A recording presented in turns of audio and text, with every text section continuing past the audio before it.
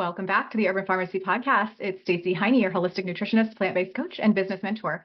I'm super excited about this episode. I have the one and only Michael Greger from nutritionfacts.org. We are talking how not to age in this episode. And I think that this is such a timely concept and topic because everybody is curious about how to increase their longevity and also how to look their best.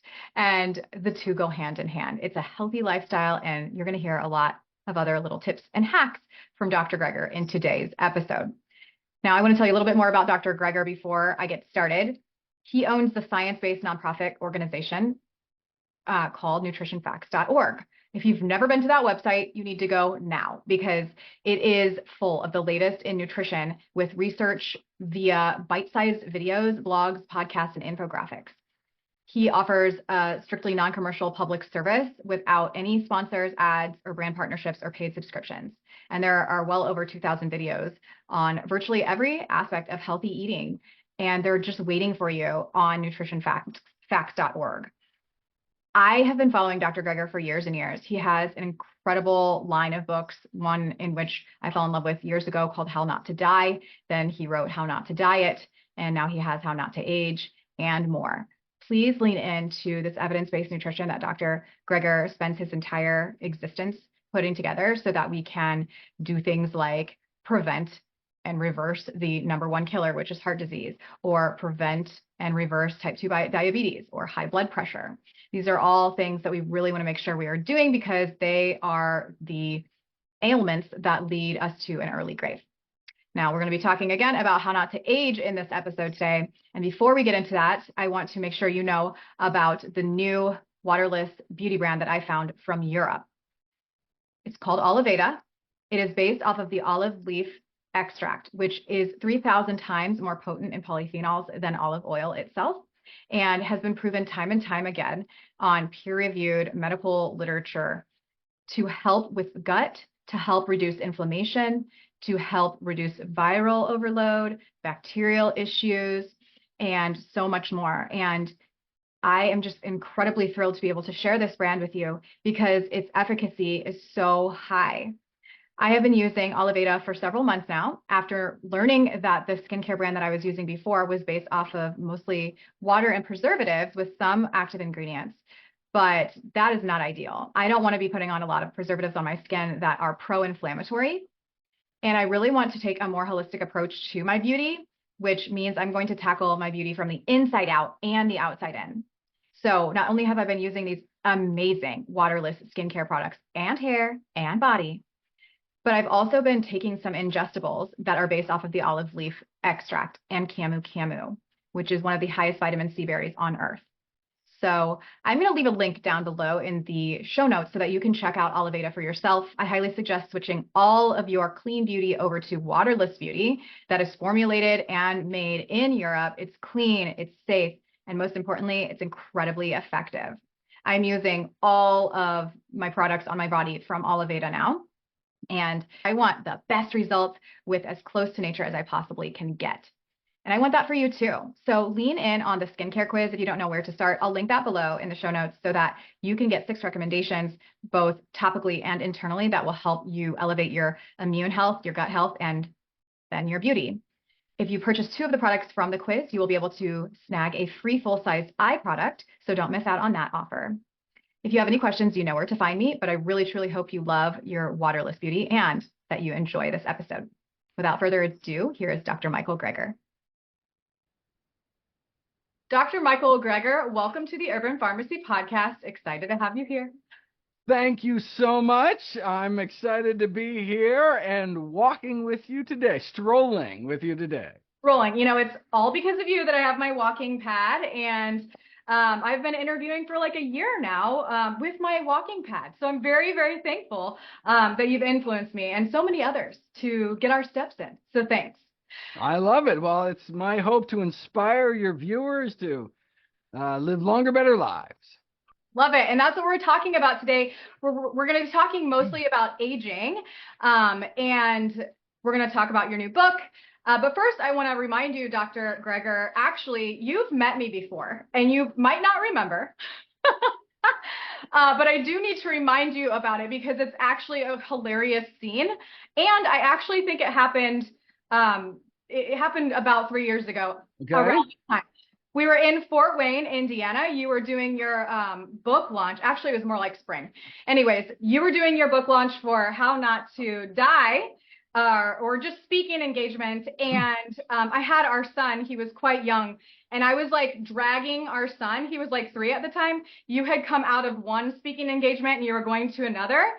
And I was like, Dr. Greger, and I was running with my phone. And I was like, what are 3 tips you can give us nutritionally? And you were like, looking at me like, who is this crazy girl? And you were like, more beans, greens, and berries. And that was it. And that was my first time that I met you. And it was so embarrassing, but now we're here. And I love it.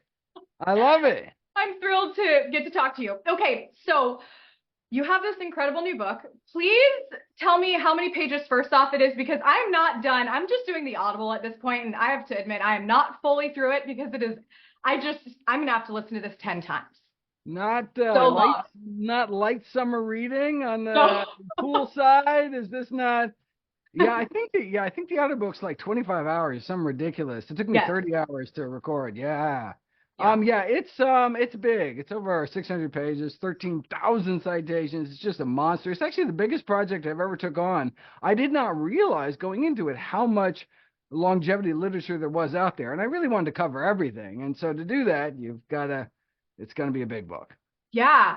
And I heard you with your interview with Chuck Carroll from the Physicians Committee, and you were saying how the book was actually double the size, but Yeah. instead of being able to put all of that out, the publisher made you make it half that size, and instead you have recordings, links to recordings and scientific notations for all of the elaborate explanations throughout the book. So I love it how you're like, reference this video, reference that video. It's very helpful for anybody that just wants to know the science behind everything you're explaining. So Yeah, hundreds of new videos just for the book created to kind of basically show my work. And so all the bottom line recommendations are still in the book. But if you want to know like how exactly I got there, why do I support this supplement, not this supplement? I say, for all the science here, go to this link, check it out. And some people love that. I mean, I geek out on all that stuff. Other people are like, look, I already trust you, just tell me what to do, kind of thing. And they don't want to go through pages of that. And so it's perfect. And so it's there if people want it, but it doesn't kind of muddy people up, get people too lost in the weeds on the way. Okay. Yeah, awesome. It's very helpful. So I appreciate all of that. I want to actually break down, since this book is so loaded, since aging, you said you were surprised to find so much literature on the art of anti-aging, right? And just how to protect our bodies, and our skin and all of the body parts, to,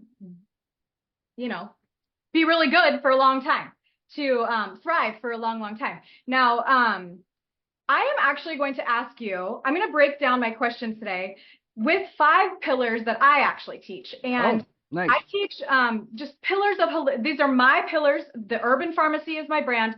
And I teach 5 pillars of holistic living. They're body nourishment, belief system, honoring earth, success environment, and mind-body connection. And within all of those, there's a lot that we can cover. So I want to start with the first one, body nourishment.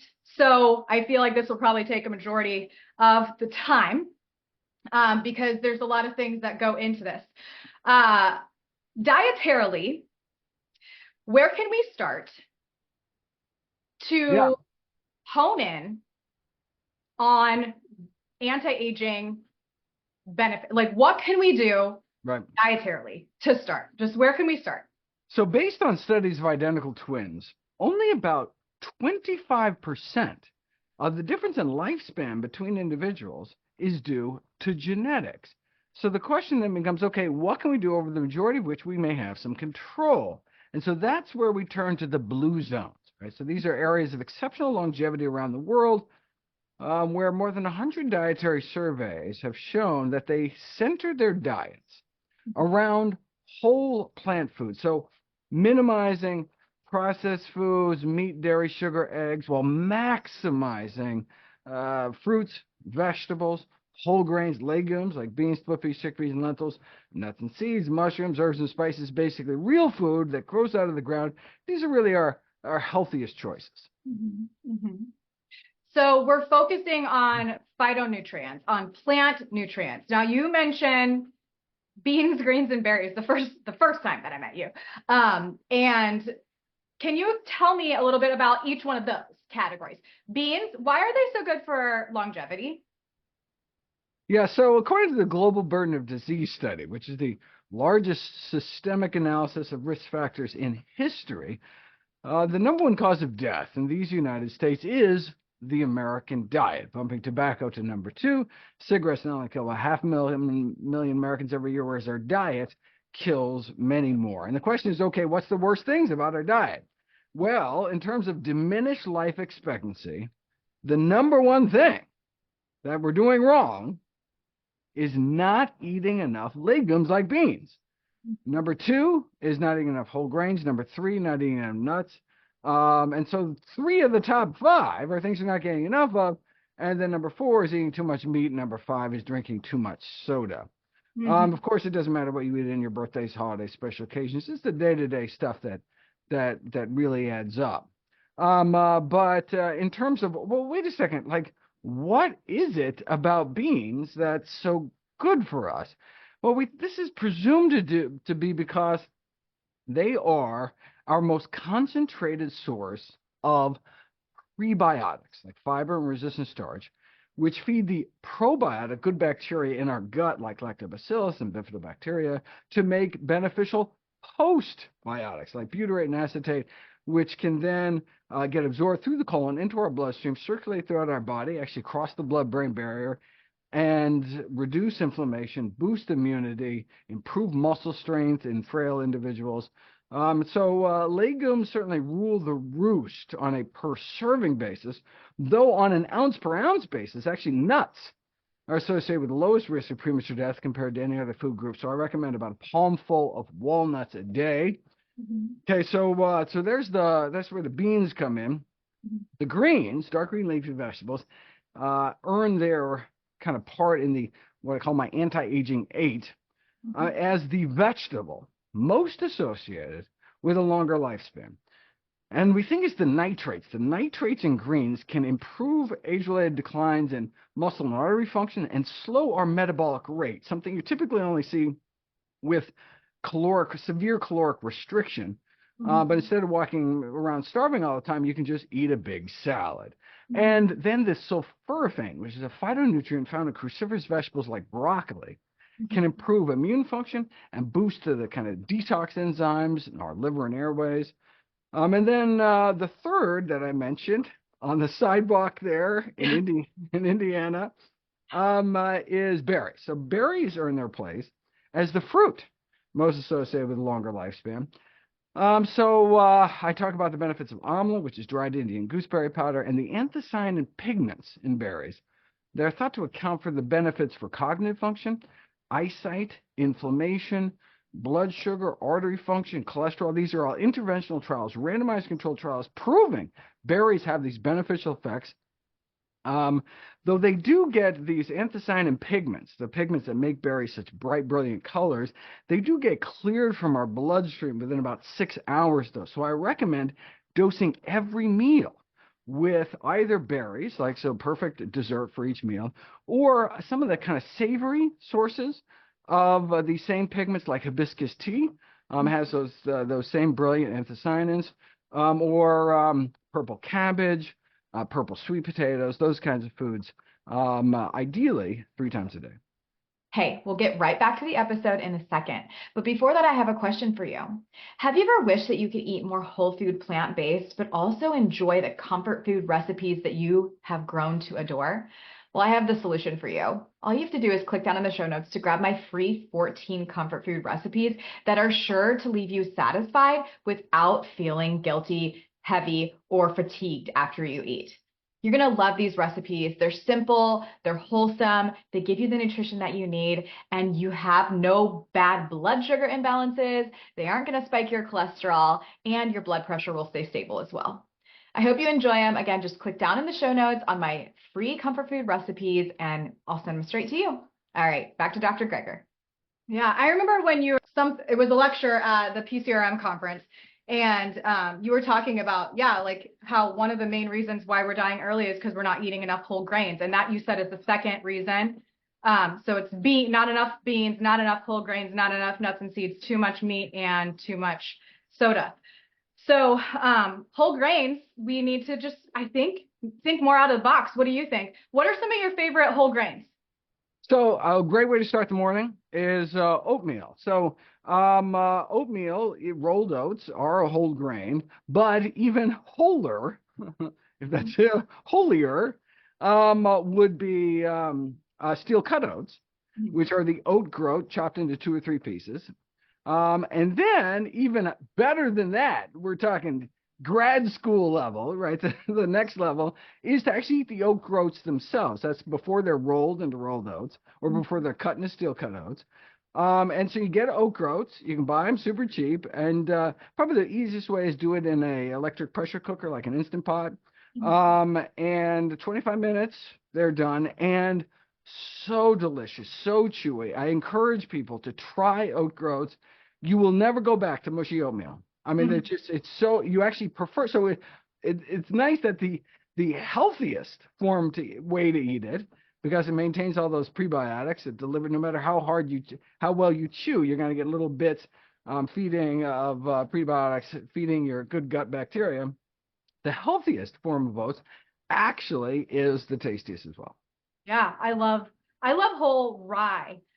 Oh, fancy. Oh my God, it's so good. Like change your life. You can make a salad. So, yeah. Oh, I see. So just rye berries, like yeah, I learned salad? that from Barefoot Contessa Ina Garden.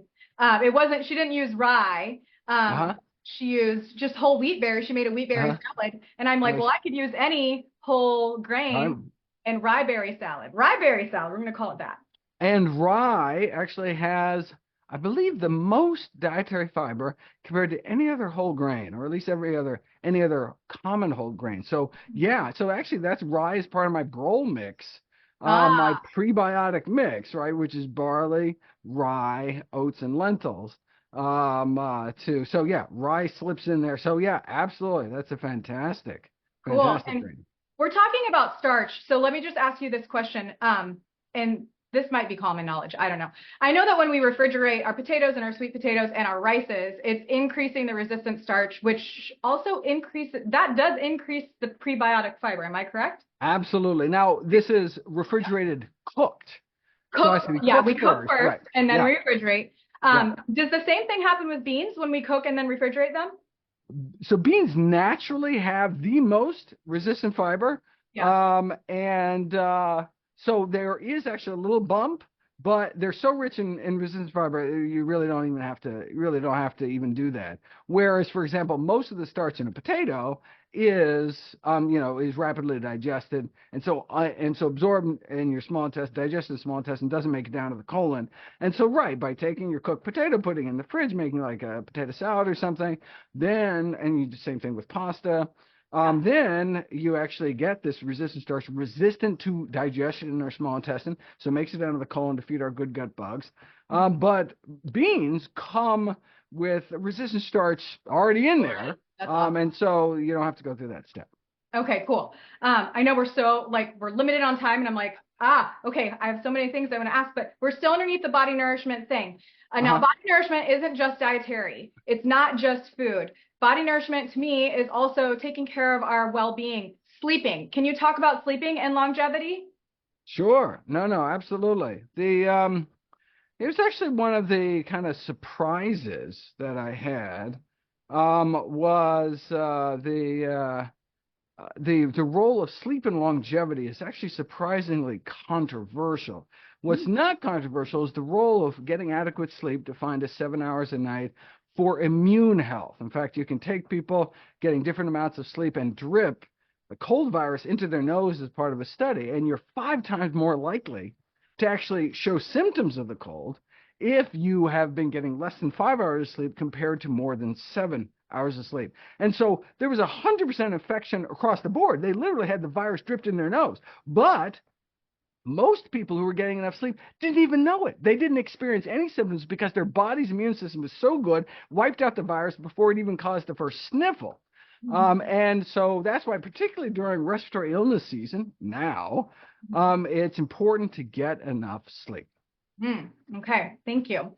Let's move on, and we'll probably weave body nourishment back in, but let's move on to belief system. Now, to me, this has a lot to do with like mindset, and also some people will for sure think of religion. Is there anything with religion? Like, we're seeing in the blue zones, isn't that kind of a common theme in longevity? Well, certainly there's only one blue zone that's actually existed to the current day. So, we tend to think of like, oh, there's Mediterranean and there's like Okinawa and stuff, but no, we're talking 50 years ago. There was a blue zone. Now it's, has as much KFC as anybody else. In fact, Okinawa is actually the kind of the part of Japan actually with the highest obesity rates now. Very tragic. So sad. But there's only one blue zone that exists in the modern era, and that is the California Loma Linda Adventist blue zone. And they have they have a religious tradition of treating the body as a temple. And so that's part of their religious teaching is to not smoke, to eat healthy, blah, blah, blah. And so the question is, well, what role does the faith actually play? And so there's some interesting studies. They compared the Adventists to Mormons, for example, right? So people with deep faith, but different dietary lifestyle habits, right? So would you still get kind of the benefits? And then you can also do studies where you put people with no faith on an Adventist lifestyle, and you see if they get the same kind of benefits. And indeed, that is what you see. So there was this CHIP program, the Complete Health Improvement Program, which was started by the Adventist Church, which is this community all-volunteer program. It's a beautiful thing. In fact, it is the most well-published community public health intervention in the medical literature. Tens of thousands of people have done this program. And so it had this kind of origin from the religious sphere. It was really just like, how to take better care of yourself. These are the best foods to eat. This is the best way to take care of yourself. And they saw the same benefits in terms of before and after measures of cardiometabolic health, whether or not the people were religious or were not religious. So the key ingredient seems to be the lifestyle. But if that religious motivation leads you to the lifestyle, then you can say, well, it's the religion that does it. So I don't care how people get there. Right. Like if Jesus is telling you to eat healthy, or if little green men from Mars are telling you to eat healthy, as long as you're skipping the donuts, I'm fine with you. Awesome. And so under belief system also is mindset. So to me, this is just trying to stay positive. This is trying to stay out of the depressive state. So let's just talk about depression. Does depression reduce our longevity? Does positivity and increase it? So stress, depression, anxiety is associated with a shortened lifespan, but it's mediated through changes in lifestyle behaviors. So for example, bereavement stress, the reason why spouses often die shortly after their other spouse dies is because people start drinking. People start smoking, start doing illicit drugs, start eating worse food, and stop taking care of themselves. If you control for those factors, you don't see any association between stress, for example, and diminished lifespan. It's all mediated by lifestyle. So no matter how stressed you are, no matter what your circumstances are, as long as you're able to maintain that lifestyle, maintain a healthy lifestyle, you will reap the benefits of that lifestyle. And so I think that's an important message to impart to people. Thank you. Okay, on to honoring Earth. This might seem weird to you, but to me, it's a pillar of holistic living. We do lots of gardening. We're organic farmers. I want to know, does being outside, does getting our vitamin D, does forest bathing, does connecting and growing herbs, like does this help our longevity? There's a lot of things I just threw at you, but Yeah, no, there's all sorts of benefits from being outside. Primarily the circadian benefits of Mhm. early morning exposure to full spectrum light. So going out in the morning, exposing yourself, no matter how bright the lights are, the lights at night can screw up your circadian rhythms, but the light is not bright enough. Indoor lighting is not bright enough to kind of reset to start out your circadian rhythm strong. So getting outside in the morning, particularly important. And of course, throughout the day, that sun also provides vitamin D. I have these videos on forest bathing, this remarkable video showing you can get significant improvements in natural killer cell activity. These are our first line defenses against new budding cancers and viral infected cells, and you get a significant boost. And they're like, what is it exactly about being in nature that does it? And it appears to be these phytoncides, these wood aroma molecules that are produced by trees, like pinene, like the smell of pine, the smell of cedar, and so that appears, and so you can actually do experiments where you lock people in a room and you just expose them to these wood essential oils, and you actually see the same benefits in terms of boosting natural killer cell immunity. So even if you are stuck in some godforsaken hellhole like New York City, and you can't get to Central Park, Yes. there's still ways you can get at least some of the benefits. Awesome. Love it. How about mind-body connection? What about movement, exercise, meditation? Do these help our longevity? Oh my God, exercise critically important. In fact, that's a kind of a big section of the book, as well as weight control. The evidence supporting the overall health benefits of exercise just overwhelming, improving not only muscle mass and strength and balance, mobility, preventing falls, but improving cognition, enhancing mood, treating depression, improving artery function, erectile function, insulin sensitivity, overall quality of life. Though interestingly, the link with um, lifespan, not necessarily health. So health span absolutely benefits are undeniable. Yep. But links between exercise and lifespan are actually surprisingly controversial in the medical literature, and I go deep into that controversy. Okay. And then how about success environment? The people we have around us, not just people, but also just the environment, pollution. I mean, there's a lot of things that can go underneath this pillar, but what do you have to say about it? Oh yeah, no, I have a whole section in the book talking about air pollution. It's actually a leading killer of humanity. And talk about what you can do even if you don't have the luxury of being able to move. And look, these days, given our climate, you can move to the most pristine area and you'll get some wildfire smoke coming down from Canada or something, and you can have terrible air quality no matter where you live. Even if you get out of a city environment, you're getting away from that diesel exhaust. And so there are things we can do. So I talk about various filters you can use if there's particularly bad days. But dietarily, you can eat these cabbage family vegetables, broccoli family vegetables, because the sulforaphane so boosts the detoxification enzymes within your airways that you can actually do these crazy experiments where they drip diesel exhaust into people's noses, equivalent to being exposed to hours of like LA traffic. And then they randomize people to broccoli sprouts or alfalfa sprouts, which is kind of like the control group, and see significant decreased inflammation caused by the pollutants in the broccoli sprout group. And they also boost our liver detox enzymes. And so, if you're going to go to some barbecue, and, eat some, grilled meat, which has these polycyclic aromatic hydrocarbons, or some processed meat, eating broccoli even up to a week before, so boosts your liver enzymes that you're able to detox, not as much, of course, as choosing the veggie option, but at least it'll help mediate some of the damage. Same thing with smokers. Significantly less DNA damage in smokers who you can randomize to eat broccoli. Of course, not as low DNA damage as those who don't smoke at all. Yeah. And you talk about other environmental toxins as well, outside of just air pollution, right? That we can protect ourselves. Yeah, yeah. Mostly, talk about in the fish chapter. Unfortunately, our oceans are just essentially become kind of humanity's sewer. Everything eventually Yeah, flows into the sea. So, the aquatic food chain really has the highest levels of chemical pollutants like DDT and PCBs and dioxins, heavy metals like mercury.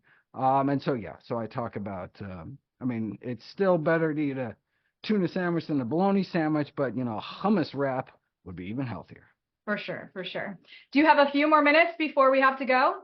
I've got 4 minutes. Okay, cool. I have some, we covered the pillars. Everybody just needs to get the book because it's so jam-packed. It's just jam-packed. Again, I will probably be listening to it for the next year. That's just the way I roll. I love the Audible books. So I love the fact that you read it. Really Of love, course, like, of I'm so course. thankful for that. I can just Yeah. imagine you, like sitting in a room, like, okay, I'm going to record for 8 hours today. Is that how you did it? Brutal, Did you do it? brutal. One of these days, AI will Oh, take over. But you're. until then. Oh my gosh. Okay, so I have a question about, do you know a lot about alorapin or hydroxytyrosol or hydroxytyrosol, however you say it, in the olive tree? I mean, I know that that's what like olive oil has been studied for so long. But do you know very much about that? This